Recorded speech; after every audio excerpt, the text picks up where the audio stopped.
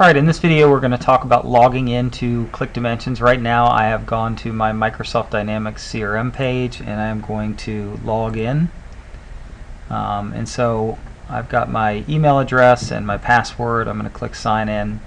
When I get to a ClickDimensions page, which in my case my first page that I default to is the ClickDimensions dashboard, I need to provide my CRM email address and my CRM password. So ClickDimensions authenticates against the Microsoft CRM server so that our pages, which are hosted on Windows Azure, will be secure.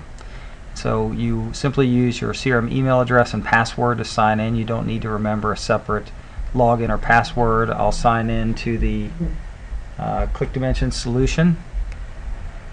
And then what that means is other screens that are served from ClickDimensions, for example, email templates, will not require a login, because once you log in once, then you don't need to log in again. So you can see that this frame here, which is the email editor, which is served from our solution on Windows Azure, does not require a login because we've already logged in, which means our solution is safe and secure. Now I'm going to talk about a couple of things in Internet Explorer that make this process a little bit easier.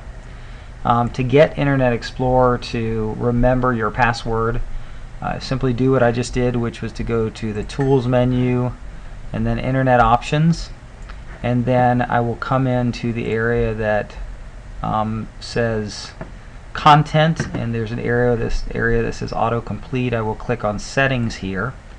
And these last two check boxes are the ones that I want to have checked. I want to make sure to remember to check the one that asks for usernames and password on forms if I want Internet Explorer to remember this for me, and then I can also check this one, which is a good idea, so it'll each time ask me before saving a password, and with that it'll save my username and password if I want it to. That's optional, you don't have to do that.